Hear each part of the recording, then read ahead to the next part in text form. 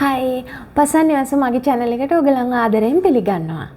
ඔන්න අද මම ඔයගලන්ට කතා කරන්න හිතුවා බේකින් සෝඩා කියන්නේ මොනවද කියලා. මොකද බේකින් සෝඩා කියන්නේ ඔයගලන් මගෙත් එක්ක දිගටම එකතු වෙලා හිටියනම් දන්නවා මගේ ක්ලීනින් වීඩියෝස් වලදී මම නිතරම පාවිච්චි කරන දෙයක් තමයි බේකින් සෝඩා කියලා කියන්නේ.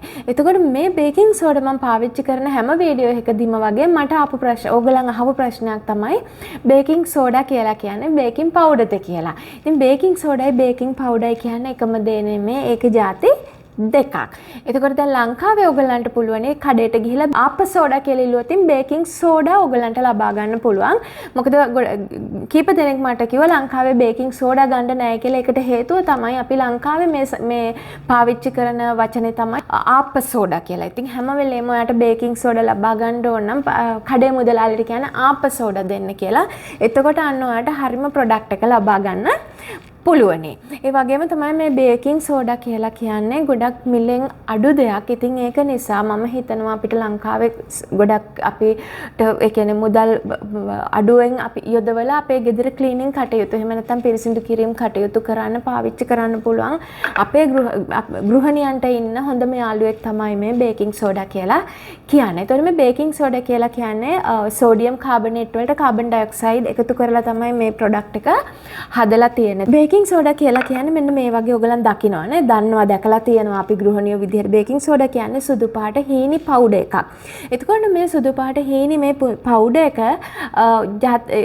දෙආකාරයකින් අපිට ගෙදර වැඩ කටයුතු වලදී පාවිච්චි කරන්න පුළුවන්. එකක් තමයි මෙයා අපි කියන ඇබ්‍රේසිව් ක්ලීනර් එකක් විදිහට පාවිච්චි කරන්න පුළුවන්. මොකක්ද ඒ කියන්නේ? දැන් මේක අල්ලලා බැලුවොත් ඔයගලන්ට තේරෙනවා මෙයා මේ හීනිම හීනි නිකන් පුංචි රළු ගතියක් වගේ තියෙනවා. හැබැයි මෙයා කරන්නේ මත්තු පිටට හානියක් නොකර ඒ මතු පිට තියෙන මොනවා හරි තදින් අල්ලලා තියෙන දෙයක් අපිට සූරලා ඉවත් කරනවා කියලා තමයි මම අපිට බොහොම පැහැදිලිව කියනවා නම් මෙයා කරලා දෙන්නේ. දැන් ඔයගලන්ට මතක ඇති මගේ ස්ටේන්ලස් ස්ටීල් අර තදට කහට වගේ එහෙම බැඳිලා තියෙන ස්ටේන්ලස් ස්ටීල් භාජන සෝද ගන්න වීඩියෝ එකක් මම කරා. ඔය දැක්කේ නැත්තම් මෙතනින් බලා ගන්න පුළුවන් ඒක ඔයගලන්ට. ඒකෙදි මම පාවිච්චි කරනවා බේකින් සෝඩා.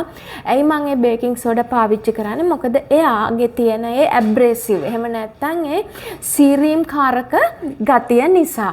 එතකොට දැන් අපි උදාහරණයක් විදිහට මෙහෙම කියමුකෝ අපි වැලි කඩදාසි පාවිච්චි කරනවා නේද? වැලි කඩදාසියකින් කරන්නේ යා ගොඩක් ඒ කියන්නේ මතු පිට ඩැමේජ් කරලා අයින් කරනවා ඒකේ තියෙන දේවල්. ඒ එන්නේ ඒ වගේම දෙයක් තමයි අපිට බේකින් සෝඩා වලින් මතු පිටට හානියක් නොකර අපේ ගෙදර තියෙන භාජන වගේ දේවල් පිරිසිදු කරන්න පාවිච්චි කරන්න පුළුවන් බේකින් සෝඩා. එතකොට ඒක තමයි ඒකේ තියෙන ඇබ්‍රේසිව් ගතියෙන් අපිට ගන්න පුළුවන්. එහෙම නැත්නම් සීරීම් කාරක ගතියෙන් ගන්න පුළුවන් ප්‍රයෝජනේ. අනිත් දේ තමයි බේකින් සෝඩා වල තියෙන අනිත් ගති ගුණය තමයි ඒක ඩියෝඩරන්ට් එකක්. එහෙම නැත්නම් අපි කියන දුර්ගන්ධය ඉවත් කරන ද්‍රව්‍යයක් විදිහට අපිට මෙයාව පාවිච්චි කරන්න පුළුවනි. එතකොට දැන් අපි හිතමුකෝ අපේ ගෙවල් අපි සුරතල්ලු ඇති කරනවා නේද? ඒ වගේ වෙලාවට සුරතල්ලු ගෙදර ඉන්නවා කියන්නේ පොඩ්ඩක් අර ගෙදර පුංචි ස්මෙල් එකක්. එහෙම නැත්නම් පොඩි අමුතු ගඳක් වගේ රැඳෙන්න බලනවා. ඉතින් දැන් මගේ ගෙදරත් මම ඔයගොල්ලෝ දන්නවා මට බල්ලෝ දෙන්නෙක් ඉන්නවා. ඉතින් ඒක නිසා මම හැම වෙලේම ඒගොල්ලන් ඉන්න ඒරියාස් වලට මම මේ වගේ බේකින් සෝඩා පුංචි කන්ටේනර්ස් වලට දාලා මම පාවිච්චි කරනවා. පොඩ්ඩක් අපි මගේ ගෙදර මම නිතරම පාවිච්චි කරන තව දෙයක් තමයි එසෙන්ෂල් ඔයිල්. ඉතින් එසෙන්ෂල් ඔයිල් ටිකක් මේ වගේ පුංචි කන්ටේනර් එකකට දාලා එකතු කරලා මුළු වල තියලා තිබ්බහම ඒ ගෙදර මොනවා හරි විදිහේ ගඳක් වගේ තියෙනවා නම් ඔයාට ඒක අයින් කරගන්න පුළුවන්. මේක මේ සුරතල් සත්තු ඉන්න තැනකට විතරක් නෙමෙයි හැම වෙලේම සමහර කාට පුංචි බබාලා ඉන්නවා නම් අර ටිකක් ඒගොල්ලන්ගේ මුත්‍රා ගිහිල්ලා එහෙම අර පොඩි දුර්ගන්ධයක් වගේ ගෙදර රැඳෙන්න බලනවා. ඉතින් ඒකට ඔයගලන්ට මේක පාවිච්චි කරන්න පුළුවන්. ඒ වගේම තමයි ඔයගලන් දන්නවා මම මැට්‍රස් එක ක්ලීන් කරන වීඩියෝ එකෙදිත් පෙන්නුවා මේක පාවිච්චි කරන්න පුළුවන් කියලා. තව දුරටත් කතා කරනවා නම් අපිට අපේ ගෙදර තියෙන කාපට්ස් එහෙම තියෙනවා නම් කාපට්ස් පිරිසිදු කරගන්න පුළුවන් මේ බේකින් සෝඩා ටිකක් අපිට කාපට් එකේ ඉහළ පැයක් විතර තිබ්බම අර කාපට් එකේ තියෙන දූවිලි ගඳ ගතිය ඒ වගේ මොනවා හරි තියෙනවා නම් එයා ඒක අයින් කරනවා. ඊට පස්සේ ඔයගලන්ට ඒක වැකියුම් කරලා හරි එහෙම නැත්නම් එළියට ගිහිල්ලා ඒක ගසලා අවුවේ දාලා වේලලා හරි පාවිච්චි කරන්න පුළුවන්. ඒ වගේම අපිට මෙයාගෙන් ගන්න පුළුවන් තවත් ප්‍රයෝජනයක් තමයි ඔයගලන් රෙදි සෝදනකොට එහෙම නැත්නම් ලොන්ඩ්‍රි කරනකොට පාවිච්චි කරනවානේ අපි මොනවා හරි රෙදි සෝදන්න ගන්න ද්‍රව්‍යත් එක්ක එක්ක ළමා අපි හිතමු දැන් ලංකාවේ නම් රින්සෝ පාවිච්චි කරනවා කියලා. එතකොට ඒ රින්සෝ එකට මේකෙන් තේ හැඳි දෙකක් විතර එකතු කරලා රෙදි වලට දාලා සෝදගත්තම හරියම පිරිසිදුකමක් ඕගලන්ට ඕගලන්ගේ රෙදි වලින් ලබා ගන්න දකින්න පුළුවන් වෙනවා. ඒ වගේම තවත් දෙයක් තමයි අපි ගෙදර අපේ කුස්සියේ තියෙන ස්පොන්ජ් සුද්ධ කරන්න. ඉතින් උණු වතුර එකකට මේකෙන් තේ හැඳක් විතර දාලා අර ස්පොන්ජ් ටික හොඳට පෙඟෙන්න තියලා මිරිකලා හොඳට සෝදගත්තාම ඕගලන්ට ඕගලන්ගේ කුස්සියේ තියෙන ස්පොන්ජ් මොකද අපිට හැමතිස්සෙම අපි දවස ගානේ ස්පොන්ජස් මාරු කරන්නේ නැහැනේ නේද? ඉතින් එතකොට ඒ විදිහට ඒක පිරිසිදු කරගන්න පුළුවනි. ඒ වගේම තමයි අපේ ගෙදර තියෙන පෝසිලෙන් භාජන. පෝසිලෙන් භාජන වලටත් ටිකක් අර මොනවා හරි අපි දාලා තිබ්බහම පොඩි අර ඩිස්කලරේෂන් එකක් වගේ එන්න බලනවා. එහෙම නැත්නම් අපි කෝපි හදන මග්ස් වල තියෙනවා පොඩි තද ගතියක් අල්ලනවා, කහට ගතියක්. තේ මග් එකේ කහට ගතියක් අල්ලනවා. අන්න ඒ හැම වෙලාවකම ඕගලන්ට මේ බේකින් සෝඩා පාවිච්චි කරලා පුළුවනි. ඒ තදට අල්ලලා තියෙන මොනවා හරි කහට ගතියක් වගේ තියෙනවා නම් යවා ගන්න. ඒ වගේම තමයි අපි දැන් මම ඕගලන්ට මීට කලින් කරපු වීඩියෝස් වල මම කරලා තියෙනවා පුංචි බබාලා අර චූ දාලා තියෙන මෙට්‍රස් එකක් සුද්ධ කරගද්දී අපිට බේකින් සෝඩා කොයිතරම් දුරට ප්‍රයෝජනයට ගන්න පුළුවන්ද කියලා. ඒ වගේම අපිට මෙයාගෙන් තවත් තියෙන හොඳ ප්‍රයෝජනයක් තමයි අපේ ගෙදර දැන් කුස්සියේ හරි බාත්රූම් එකේ හරි අපි කියන අපේ ඩ්‍රේනේජ් සිස්ටම් එක අර ක්ලොග් වෙලා එහෙම නැත්නම් බ්ලොක් වෙලා එහෙම නැත්නම් අර වතුර බහින්නේ නැතුව තියෙන්න පුළුවන්. ඒ වගේම තමයි දැන් කුස්සිය සින්ක් එකේ එහෙම අර නිකන් 아무තු දුර්ගන්ධයක් වගේ එනවා නේද? අපි ඒක ඉතින් ඒක ස්වභාවික දෙයක්, ඒක 아무තු දෙයක් නෙමෙයි. ඉතින් ඒ වගේ වෙලාවට ඔයගලන්ට කරන්න පුළුවන් දෙයක් තමයි මගේ කිචන් ක්ලීනින් වීඩියෝ එකෙත් මම ඒක ඔයගලන්ට පෙන්නුවා. මේ බේකින් සෝඩා තේ හැඳි කීපයක් ඔයාලට පුළුවන් ඒ ඩ්‍රේන් එක උඩට දාලා තියන්න ටික වෙලාවක්, පැය භාගයක් විතර දාලා තියලා ඊට පස්සේ සුදු විනාකිරි එහෙම නැත්නම් ආටිෆිෂල් විනාකිරි එකට දාලා ඒක යන්න දෙන්න. යන්න දුන්නාට පස්සේ ඕගලන්ට උණු වතුර ටිකක් වගේ දාලා හොඳට ඔයාගේ සින්ක් එක සුද්ධ කරගන්න පුළුවන්. ඒකෙන් වෙන්නේ අර ඩ්‍රේන් එකේ අල්ලලා තියෙන ගොඩක් අර ඒකේ අපි දැන් සෝදනකොට එහෙම ගොඩක් ඒක වටේ බැඳෙනවා නේද දේවල්. ඉතින් අන්න ඒවා මෙයා සුද්ධ කරලා අරගෙන යනවා. ඉතින් ඒක නිසා ඒ දෙයටත් ඔයාට මේක පාවිච්චි කරන්න පුළුවන්. ඒ වගේම තමයි අපේ බාත්රූම් එකේ කොමෝඩ් එක එහෙම නැත්නම් টয়ලට් බෝල් එක සමහරක් වෙලාවට නිකන් අර පොඩ්ඩක් තද කහට ගතියක් වගේ අල්ලන්න බලනවා. අපිට අර නිතරම පිරිසිදු කරේ නැත්නම් හරි ඉතින් පිරිසිදු නිතරම টয়ලට් බෝල් එක පිරිසිදු කිරීම අත්‍යවශ්‍යයි. කොහොම වුණත් ඔයගලන් ඒ වගේ දැක්කොතින් හරි එහෙම නැත්නම් පුංචි දුර්ගන්ධයක් වගේ එනවා නම් හරි টয়ලට් එක සාමාන්‍යයෙන් අපි දැන් ගෙදර ඔයගලන් පාවිච්චි කරන්නේ හාපික් නම් ඒ වගේ දෙයක් පාවිච්චි කරලා පිරිසිදු කරන්න කලින් මේ බේකින් සෝඩා ටිකක් තේ හැඳි 4-5ක් වුණත් කමන්න ටිකක් වැඩිපුර හොඳට টয়ලට් බෝල් එකට දාලා පැය භාගයක් පැයක් විතර තියන්න අරින්න. ඊට පස්සේ ඔයාට පුළුවනි හොඳට টয়ලට් බ්‍රෂ් එකෙන් ඒක පිරිසිදු කරලා ඊට පස්සේ ඔයා පාවිච්චි කරන්නේ හාපික් හරි මොන හරි ඒ පාවිච්චි කරන පිරිසිදු කාරකයක් දාලා ඔයාට පුළුවන් ඔයාගේ টয়ලට් බෝල් එක එහෙම නැත්නම් කොමෝඩ් එක මැද ගන්න. ඉතින් ඒකත් ඔයගලන්ට මේකෙන් තියෙන එක ප්‍රයෝජනයක්. ඒ වගේම තමයි බාත්රූම් එකේ ටයිල්ස් සුද්ධ කරන්න වගේ මේක අපිට පාවිච්චි කරන්න පුළුවන්. මගේ ඉදිරි වීඩියෝස් වලදී මම ඔයගලන්ට ඒ ගැන තව දුරටත් පෙන්නනවා. ඒ වගේම තමයි අපේ oven එක නේද? oven එක කියන්නේ බේක් කරලා ඉවරනහම සමහරක් වෙලාවට ගොඩාක් අර මේවා කේක් වෙලා වගේ තදට අල්ලලා තියෙනවානේ. ඒකටත් අපිට බේකින් සෝඩා සහ සුදු විනාකිරි තමයි මම සාමාන්‍යයෙන් පාවිච්චි කරන්නේ. මම දැන් ඊළඟ වීඩියෝ එකදී ඔයගලන් කැමති නම් කියන්නේ මොකද මගේ oven එක දැන් සෑහෙන්ට මම කාලෙකින් සුද්ධ කරලා නැහැ. ඉතින් ඒක මම දැන් ඉදිරියේදී පිරිසිදු කරන්න බලාපොරොත්තු වෙනවා. ඉතින් එතකොට ඒක ඔයගලන් බලන්න කැමති නම් මට පහලින් කමෙන්ට් එකක් දාන්න. මම ඒකත් ඔයගලන්ට රෙකෝඩ් කරලා ඉදිරියේ එතකොට පෙන්වන්න පුළුවනි. ඉතින් ඒ වගේ දේවල් වලටත් අපිට පුළුවන් මේ බේකින් සෝඩා පාවිච්චි කරන්න. ඒ වගේම බේකින් සෝඩා වල තියෙන අනිත් ප්‍රයෝජනයක් තවත් ප්‍රයෝජනයක් තමයි මස් වර්ග උයනකොට එහෙම ඒ මස් එක තදයි නම් මස් එක සොෆ්ට් කරගන්න එහෙම නැත්නම් ටෙන්ඩර් කරන්න මෘදු කරගන්න අපිට මෙයාව පාවිච්චි කරන්න පුළුවන්. අපි හිතමුකෝ ඔයගොල්ලෝ මොන හරි මස් වර්ගයක් ගෙනල්ලා මගේ තියෙන එක දෙයක් තමයි මම හැම වෙලේම මස් එකක් සෝදනකොට බේකින් සෝඩා සහ විනාකිරි දාලා ඒ වතුරයකට බේකින් සෝඩා සහ විනාකිරි දාලා ඒකේ මස් එක ටික වෙලාවක් තියෙන්න අරිනවා මොන මස් එකක් මං ගෙනාවත්. මොකද අපි දන්නවා මස් වර්ග වලට ඒ කියන්නේ දැන් අපි හිතමු චිකන් එකකට වුණත් ඒගොල්ලන් කියනවා නේද එක සත්තුන්ට දෙන දේවල් තියෙනවානේ හෝමෝන් හැමදෙන. ඉතින් ඔය හැම දෙයක්ම පුළුවන් තරම් අපිට අපේ සෝදලා අයින් කරගන්න එක හොඳ විදිහක් තමයි විනාකිරි සහ බේකින් සෝඩා කියන්නේ. ඒක මම ඔයගලන්ට ඉදිරියේදී මම තව දුරටත් කතා කරන්නම්.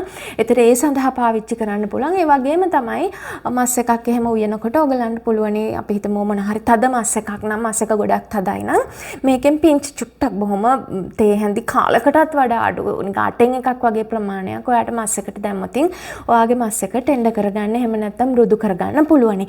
ඒ වගේම තමයි දැන් අපි කජු නේද අපි දැන් කජු මේ වේලිච්ච කජු උයන වෙලාවකට වේලිච්ච කජු උයනකොට අපි දන්නවා දවසක් විතර පෙඟෙන්න තියනවා නේද? සමහරකට අපිට අමතක වුණත් හරි හැම වෙලේම කජු පෙඟෙන්න තියනකොට මේන් තේ හැන්දක් විතර වතුරයකට මික්ස් කරලා ඒකට කජු එක දාලා පෙඟෙන්න තියන්න. ඔයාට හොඳටම කජු එක ගොඩාක් මෘදු කරගන්න පුළුවන්. ඒකම කරන්න පුළුවන් ඔයගලන්ට කඩල වගේ ධාන්‍ය වර්ග පෙඟෙන්න තියනකොට මේ බේකින් සෝඩා පාවිච්චි කරන්න පුළුවන්. ඒක හොඳින් ඉක්මනින් තඹ ගන්න සහ මෘදු කරගන්න.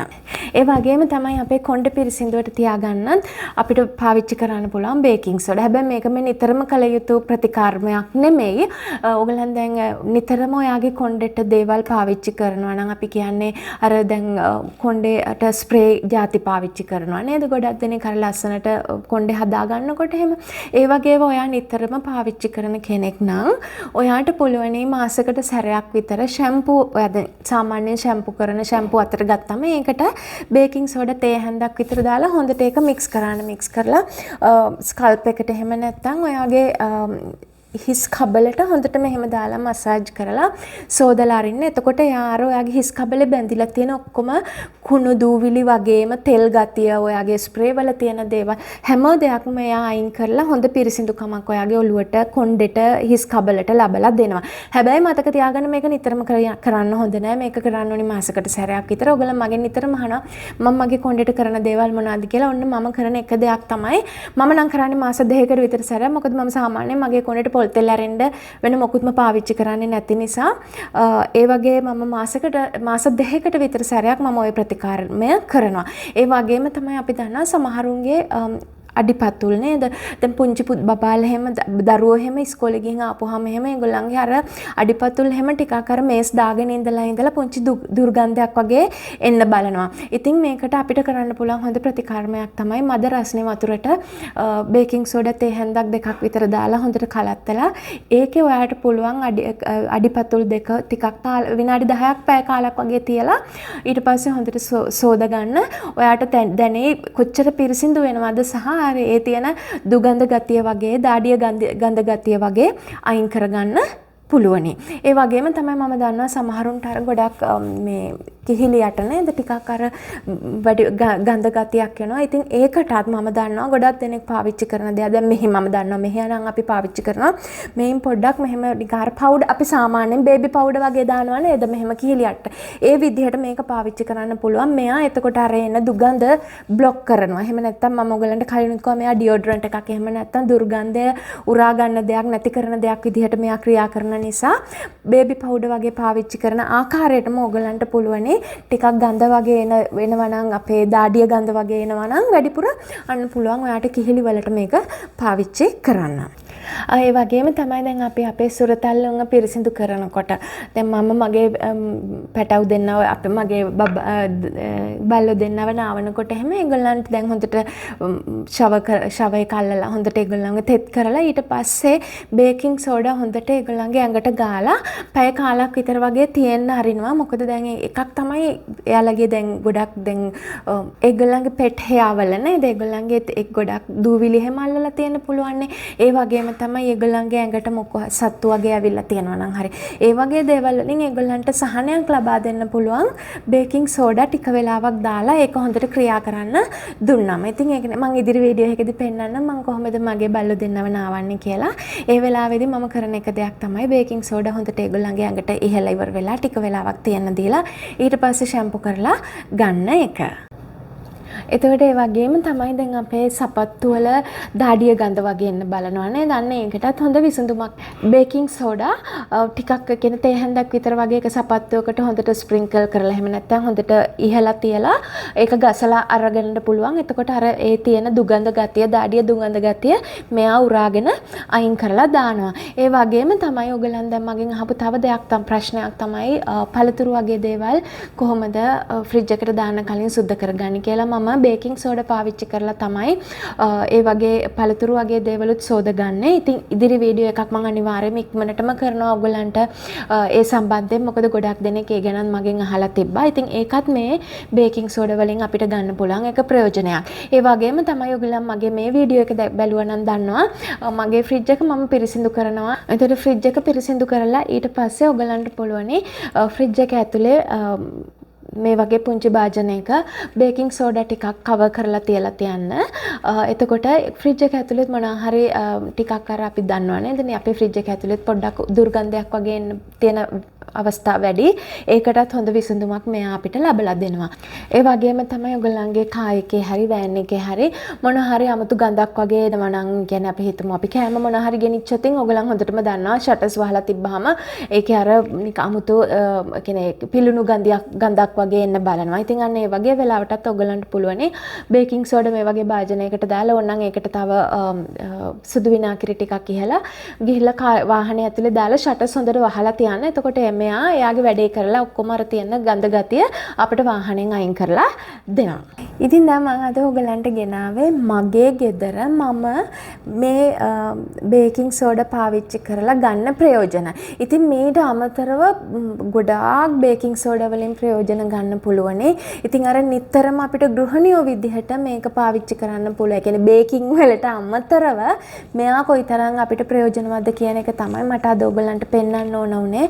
ඉතින් ඔයගලන් කවදා හරි දැන් මේ ලොක්ඩවුන් එක ඉවර වෙලා හැම එළියට ගිහිල්ලා ඔයගලන්ට ගන්න පුළුවන් වෙච්ච වෙලාවක බේකින් සෝඩා ටිකක් වැඩිපුර ගෙනල්ලා තියාගන්න. මොකද ඔයගලන් මගෙත් එක්ක දිගටම එකතු වෙලා ඉන්නවා නම් මේක ඔයගලන්ට ගොඩක් ප්‍රයෝජනවත් වෙයි අපේ ගෙදර පිරිසිදුවට තියාගන්න. ඉතින් මම හිතනවා එහෙමනම් මේ වීඩියෝ එක ඔයගලන්ට ප්‍රයෝජනවත් වෙන්න ඇති කියලා. එහෙමනම් ඉතින් ඊළඟ වීඩියෝ එකෙන් හම්බ වෙනකම් මං ගිහින් එන්නම්. ඔයගලන් පරිස්සමින් ඉන්න. මගේ පසන් නිවස channel එකට ඔයා subscribe වෙලා නැත්නම් subscribe වෙන්න. bell icon එක click කරලා ඉස්සරහට මම කරන videos ළඟටම ගෙන්න ගන්න. මේ වීඩියෝ එකට ඔයා කැමති නම් like එකක් දාන්න. යාළුවොත් එක්ක බලන්න share කරන්න.